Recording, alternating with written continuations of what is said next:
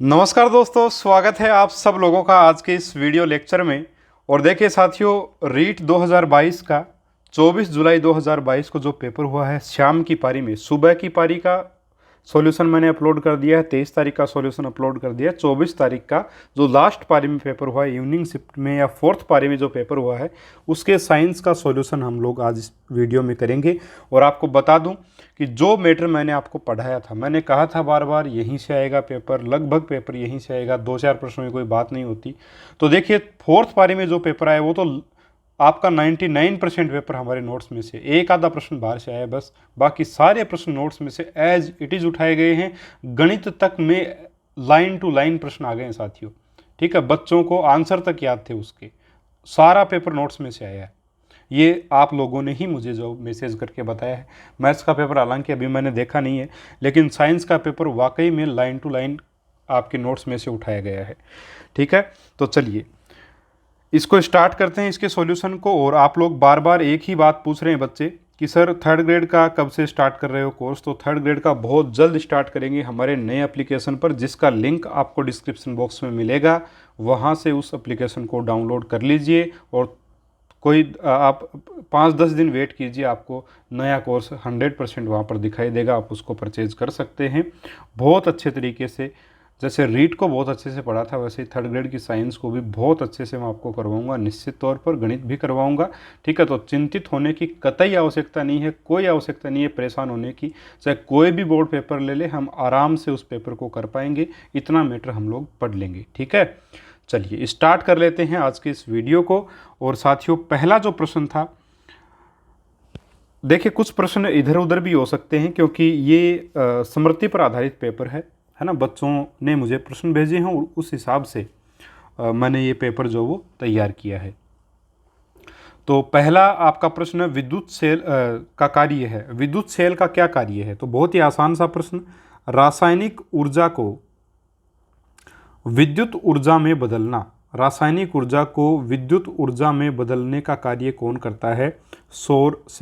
विद्युत सेल करता है। ठीक है, बहुत आसान प्रश्न था। इसके बाद में एलईडी की फुल फॉर्म पूछी गई, तो ये लाइट इमिटिंग डायोड। ठीक है, लाइट LIGHT, लाइट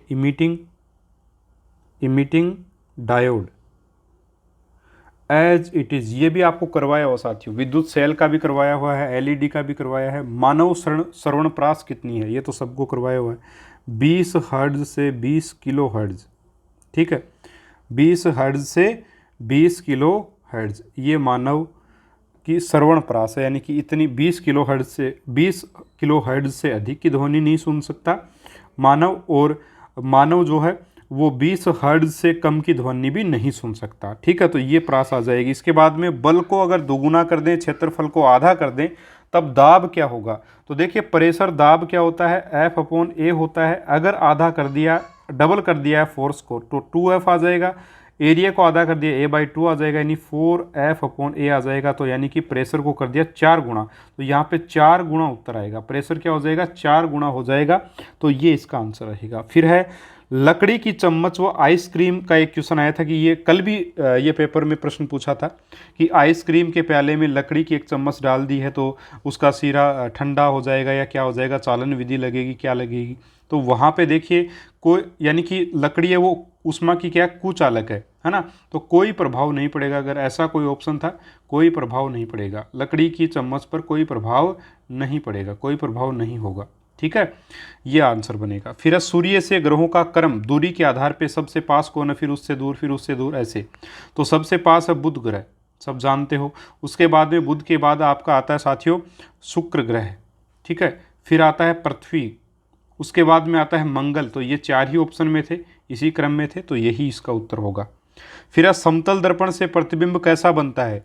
ये जब समतल दर्पण प्रकाश वाला चैप्टर आपको पढ़ाया था, उसमें एक लाइन लिखी थी, समतल दर्पण द्वारा प्रतिबिंब निर्माण। ठीक है, और जो पुराने पुराने नोट्स जिन बच्चों के पास हो, उसमें पेज नंबर 149 पर दे रखा है साथियों, ये साफ साफ पहली 3 लाइनों में से प्रश्न बना था, समतल दर्पण से प्रतिबिंब निर्माण। तो उसमें साफ लिखा हुआ दर्पण, समतल दर्पण में प्रतिबिंब जो दर्पण के पीछे बनता है, कहाँ बनता है? दर्पण के पीछे बनता है साथियों। ठीक है, दर्पण के पीछे बनता है। और आभासी बनता है, दर्पण के पीछे बनता है, आभासी बनता है, और वस्तु के आकार का बनता है, वस्तु के आकार का बनता है। ये साफ साफ वहाँ पे लिखवाया हुआ है, बड़े आराम से आप बता सकते हैं। अगला प्रश्न, यौन संचारित रोग होगा, तो इसमें एड्स का नाम नहीं था, ठीक है, तो गोनोरिया था, ठीक है, तो गोनोरिया इस प्रश्न का आंसर होगा आपका, ठीक है, यौन संचारित रोग, ठीक है, गोनोरिया रहेगा इसका। इसके बाद में अगर बात की जाए, अगला प्रश्न था काली खांसी का रोगजनक है। देखिए पर काली खांसी का बोर्टेला पर्टुसिस, ठीक है, तो पर्टुसिस इसका उत्तर आएगा, पर्टुसिस काली खांसी। डीपीटी का जो टीका लगाते हैं अपन, है ना, वो काली खांसी के लिए लगाते हैं, तो पर्टुसिस, डीपीटी, डी से डिप्थीरिया, पी से पर्टुसिस और टी से टिटनस, ठीक है, टिटेनी। तो यहाँ पे डीपीटी का जो टीका है पर्टुसिस, यहाँ पर इसका रोग कारक आएगा। इसके बाद में मुकुलन विधि द्वारा जनन, मुकुलन विधि के द्वारा जनन साथियों हाइड्रा में होता है, ठीक है, मुकुलन विधि द्वारा जनन होता है, मुकुलन विधि द्वारा अलैंगिक जनन किस में होता है, हाइड्रा में होगा, हाइड्रा इसका उत्तर आएगा।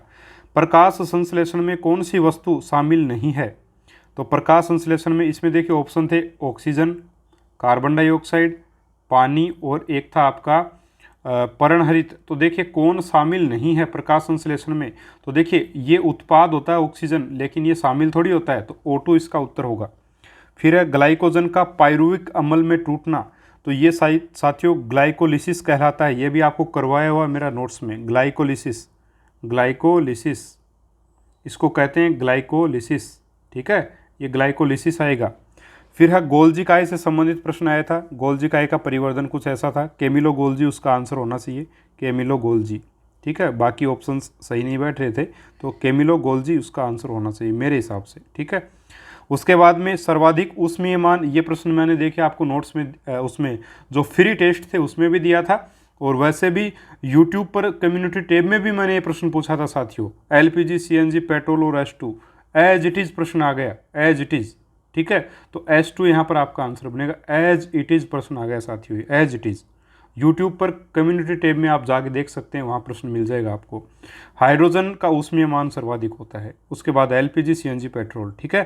फिर विटामिन डी की कमी से रोग, बहुत ही आसान सा प्रश्न, रिकेट्स रोग होता है, रिकेट्स रोग होता है, हड्डियों से संबंधित, कमज़ोर हो जाती हैं जिसमें हड्डियाँ। फिर चावल की डंडी से चावल अलग करना, साथियों ये थ्रेसिंग है, थ्रेसिंग है, बिल्कुल थ्रेसिंग का उदाहरण है, ठीक है। इसके बाद में बात करें परिपक्व अंडाशय व भित्ति को क्या कहते हैं, तो फल कहते हैं, करवाया हुआ प्रश्न है, बहुत ही आसान सा।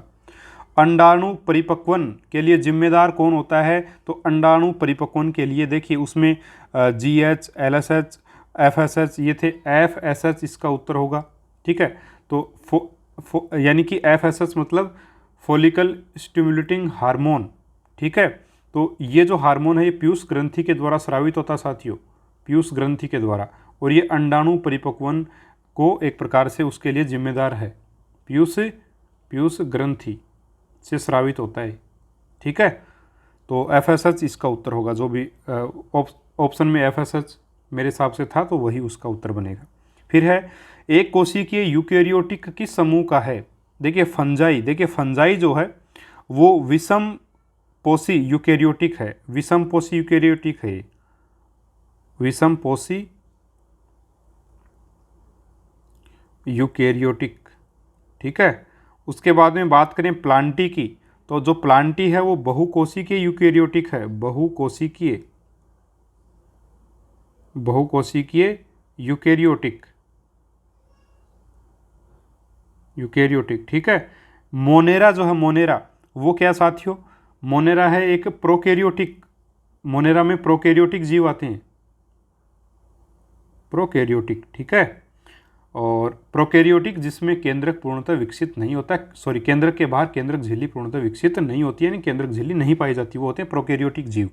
फिर अब प्रोटिस्टा, प्रोटिस्टा जो है वो साथियों आपके क्या होंगे, प्रोटिस्टा आपके रहेंगे एक कोशिकीय, है ना, एक कोशिकीय यूकेरियोटिक, एक कोशिकीय यूकेरियोटिक,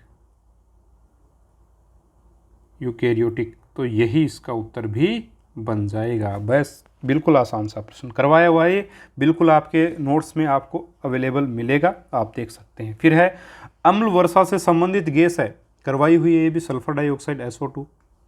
फिर है चींटी काटने पर किस कैलामाइन का उपयोग करते हैं? तो चींटी काटने पर देखिए जो ऑप्शन है उसमें हम जानते हैं कि जिंक जो आपका ऑक्साइड होता है उसका उपयोग हम मरहम के रूप में करते हैं, तो जिंक कार्बोनेट इसका उत्तर आना चाहिए, जिंक कार्बोनेट, जिंक कार्बोनेट इसका उत्तर बनना चाहिए साथियों, ठीक है। फिर है थर्मोसेटिक प्लास्टिक कौन से हैं? थर्मोसेटिंग प्लास्टिक कौन से हैं? तो देखिए उसमें थर्मोसेटिंग की बात की जाए तो सुबह वाले पेपर में 24 तारीख को आज जो पेपर हुआ था सुबह, उसमें तो पूछा था थर्मोप्लास्टिक, तो उसमें पॉलीथीन आ गया था। इसमें थर्मोसेटिक पूछ लिया, तो इसमें ऑप्शन जो थे उस हिसाब से बेकेलाइट व मेलामाइन, बेकेलाइट व मेलामाइन, मेलामाइन इसका आंसर बनेगा, ठीक है। फिर समुद्र से नमक प्राप्त करने की विधि देखिए कितना आसान, वाष्पन, वाष्पन विधि से करते हैं प्राप्त। कक्षा 6 की एनसीईआरटी की बुक में है और ये चावल की डंडी वाला भी उसी में है। अगला प्रश्न, खरीफ की फसल है, खरीफ की फसल है, ये प्रश्न है। और खरीफ इसमें आपको ऑप्शन में एक तो दिया गया था अलसी, गेहूं और एक आधा ऑप्शन और था मटर था, तो मटर हो गया, गेहूं हो गया, अलसी हो गई, ये तो आपकी रबी की फसलें हैं। जबकि एक ऑप्शन था इसमें मक्का, तो मक्का जो है वो साथियों खरीफ की फसल होगा। फिर श्वेत ग्रंथियों का प्रकार है, श्वेत ग्रंथियों का जो प्रकार है वो एपोक्राइन प्रकार की हैं, एपोक्राइन, ठीक है, एपोक्राइन प्रकार की हैं, तो एपोक्राइन इसका उत्तर होगा। तो इस प्रकार से साथियों ये 25 प्रश्न जो साइंस से संबंधित थे वो आपके पेपर में आए। और एक प्रश्न ये भी था कि निम्नलिखित में से कौन सा वैज्ञानिक भारतीय नहीं, तो वो गणित में था या विज्ञान में ये नहीं पता, बट वो प्रश्न था, तो उसमें पाइथागोरस नाम था, गणित में होगा है ना, तो पाइथागोरस उसका उत्तर होगा भाई, भारतीय नहीं था वो, बाकी तो भारतीय थे, सब लोगों का सही हुआ होगा ये तो ये एक पेपर था बिल्कुल आसान सा, ठीक है। तो इसके सॉल्यूशंस आप लोगों को मिल गए होंगे और ये PDF जो है ये मैं अपने टेलीग्राम ग्रुप पे डाल दूंगा, आप वहाँ से इसको ले सकते हो, ठीक है। चलिए, उम्मीद करूँगा आपको वीडियो पसंद आया होगा साथियों। और इसी के साथ रीट 2022 का जो साइंस का मैटर था उसके बारे में चर्चा जो यहीं समाप्त होती है। अब जो चर्चा होगी हमारी वो 3rd ग्रेड का जो मैटर होने वाला है आगे, ठीक है, उसके ऊपर रहेगी, किस प्रकार से हमें तैयार करना, कहाँ से करना है, कैसे पढ़ना है, नया कोर्स कब आएगा, कैसे आएगा, क्या करेंगे, क्या नहीं करेंगे, सब कुछ आपको बताया जाएगा। और कोशिश मेरी यही रहेगी। देखिए ये जो इस बार पेपर आए हैं ये पेपर ये सिद्ध करते हैं कि आप कोचिंग्स की बजाय अगर सेल्फ स्टडी करते हैं या पर्टिकुलर किसी सब्जेक्ट के लिए किसी पर्टिकुलर टीचर को चुनते हैं तब आपको ज़्यादा बेनिफिट होता है बजाय एक कोचिंग के चुनने के, ठीक है। ये पेपर यही बताते हैं, बाकी आपकी इच्छा है साथियों, है ना। चलिए मिलेंगे हम अगले वीडियो में एक और शानदार टॉपिक के साथ। अगर वीडियो अच्छा लगा लाइक कीजिएगा, शेयर कीजिएगा, चैनल को सब्सक्राइब कीजिएगा, अच्छे अच्छे मैटर आपको यहाँ पर मिलते रहेंगे। मिलेंगे अगले वीडियो में एक और नए टॉपिक के साथ, तब तक के लिए नमस्कार, जय हिंद, जय भारत।